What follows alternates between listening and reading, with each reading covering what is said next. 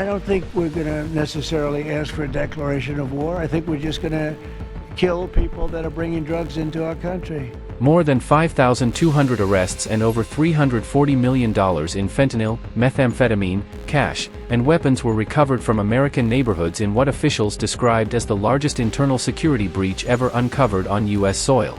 The real shock, however, wasn't the drugs, it was the people involved, officials, contractors, and even federally licensed employees, individuals trusted to protect the nation who were instead quietly feeding a system designed to weaken it from within.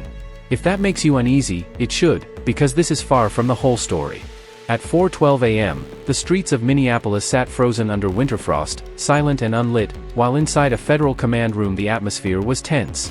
A massive digital map pulsed red against the wall, alarms silent but the underlying threat unmistakable. For months, federal agents had been tracking a series of crimes tied to a hidden network they struggled to explain, as incidents connected to it appeared to rise simultaneously across multiple locations.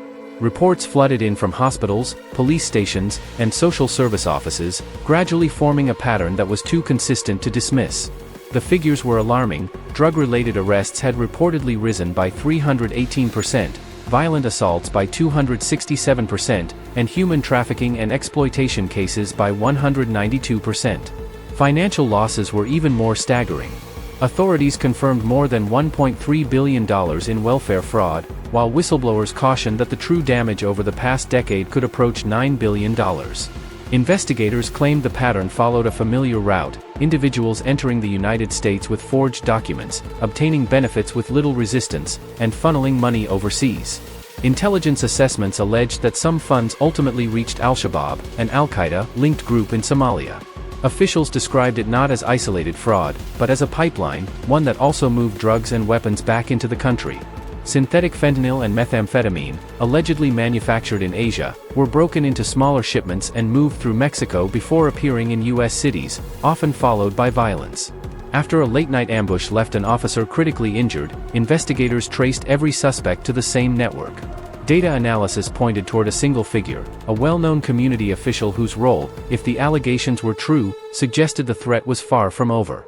Surveillance teams documented 172 vehicle arrivals at the building over a 7-month period, most occurring between 1 a.m. and 3:30 a.m. None of the vehicles appeared on any diplomatic registry, and none aligned with the building's stated purpose. Inside, investigators found no evidence of community meetings, cultural events, or public programs for more than 3 years. As the inquiry deepened, the findings grew more troubling. Phone metadata identified 68 prepaid devices operating inside the office, all purchased using false identities. Financial analysts uncovered 41 shell companies claiming to provide logistics or consulting services, yet none had a physical presence.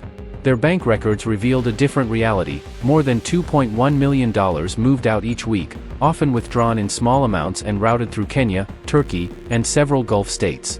Every pathway pointed back to the same financial signature.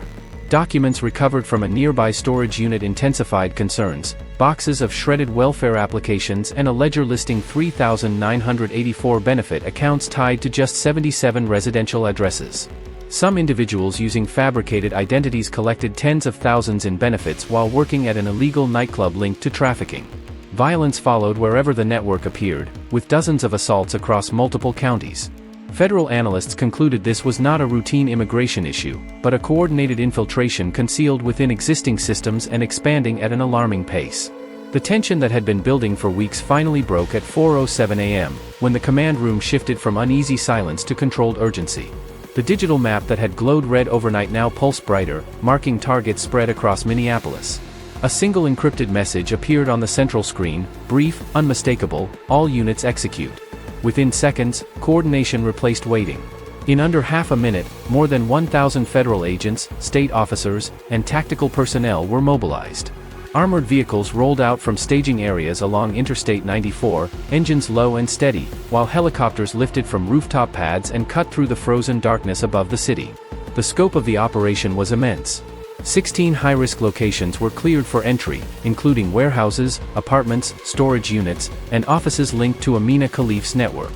3 additional sites were labeled "function unknown," indicating risks that intelligence teams could not yet fully assess.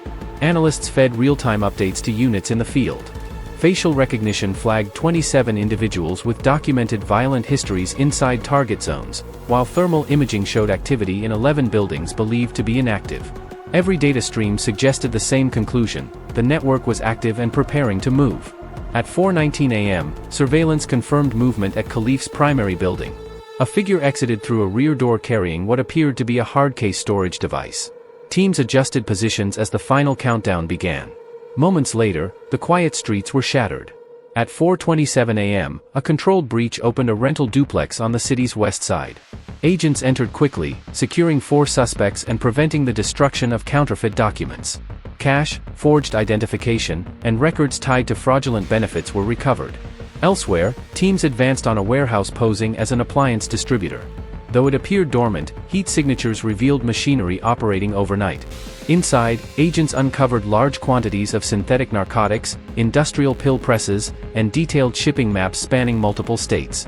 The scale exceeded expectations, with the estimated street value reaching tens of millions of dollars. On the east side, a box truck attempted to evade a federal checkpoint before being stopped.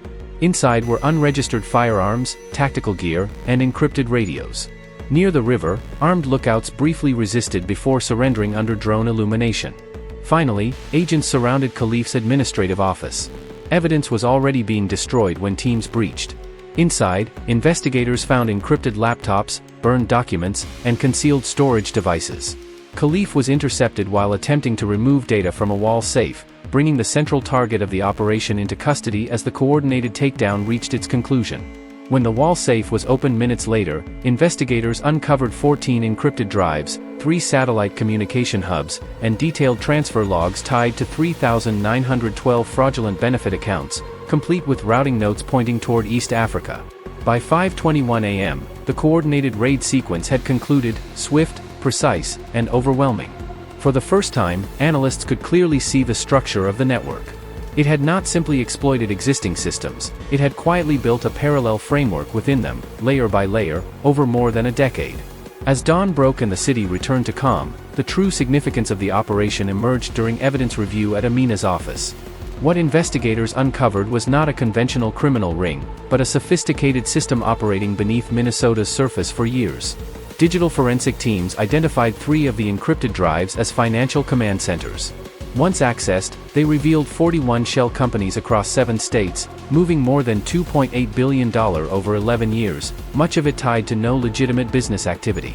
Satellite hub data showed nightly transmissions to Kenya, Djibouti, and northern Somalia, funneling an estimated $96 million overseas in just 15 months through thousands of microtransactions.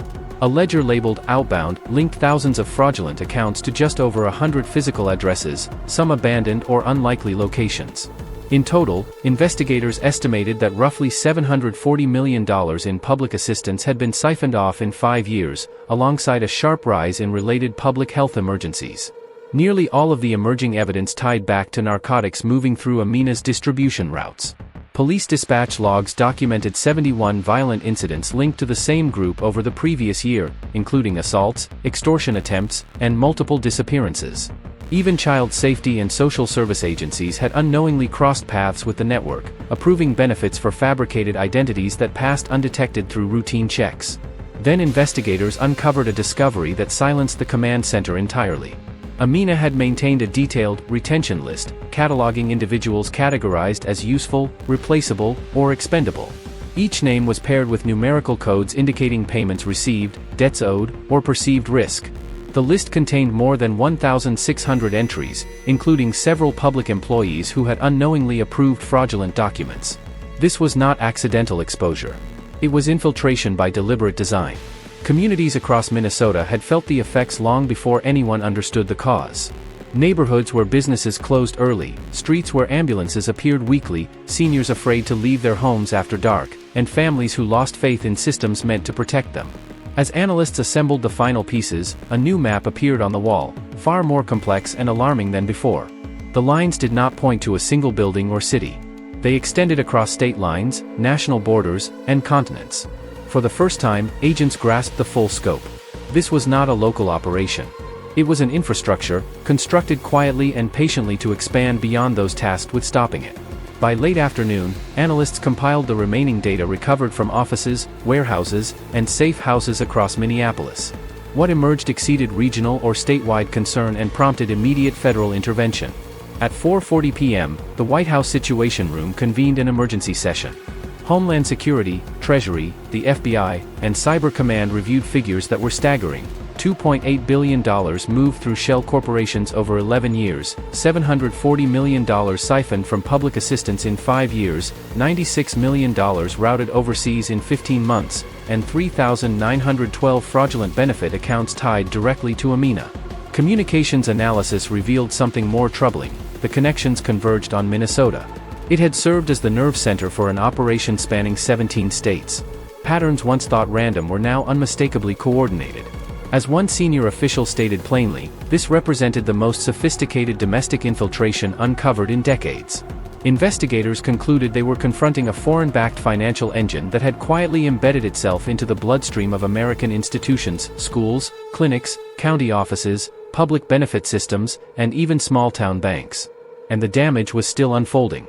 Cross-checking data recovered from Amina's encrypted drives revealed that at least 26,000 identities had been flagged as targets of opportunity, many belonging to senior citizens, the population most vulnerable to benefit fraud, phone scams, and medical identity theft. In one rural county, authorities uncovered an entire retirement community where more than 70 residents had their benefits diverted without their knowledge. That discovery prompted a second federal directive the same day, an immediate nationwide audit of all cross-state benefit transfers. As the investigation widened, so did its human consequences.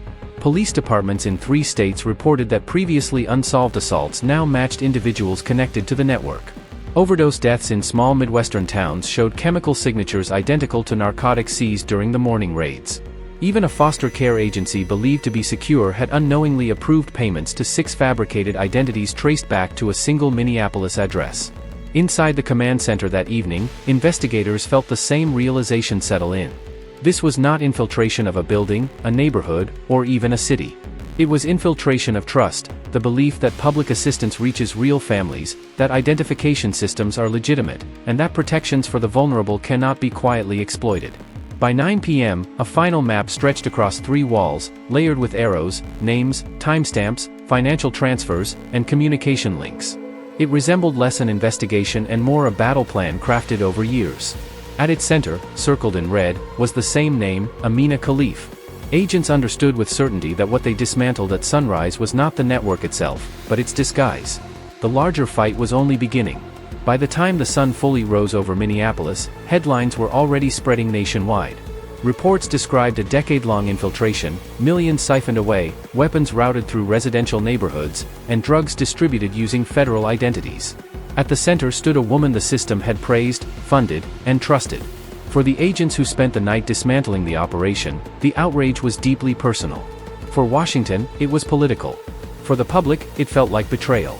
One question echoed through command centers, newsrooms, and congressional offices alike: how did this happen under the watch of the United States government? The numbers alone were enough to stun observers. Billions moved quietly through hidden channels. Thousands of identities were compromised. Institutions ranging from medical clinics to benefit offices were infiltrated. Yet the most unsettling realization was that the network had not grown in secrecy alone. It had grown in neglect. Federal oversight programs missed warning signs for years. State agencies approved applications without adequate verification. Auditors flagged inconsistencies, only to see their concerns buried in inboxes or delayed by bureaucracy. Some officials, overwhelmed or indifferent, pushed cases through to avoid backlogs. Others went further. Names recovered from internal ledgers were not street-level criminals, but clerks, contractors, and case managers, individuals entrusted with access to sensitive systems holding millions of lives. That revelation ignited a political firestorm. Congressional leaders called for emergency hearings. Governors demanded federal assistance. Committees prepared subpoenas within hours.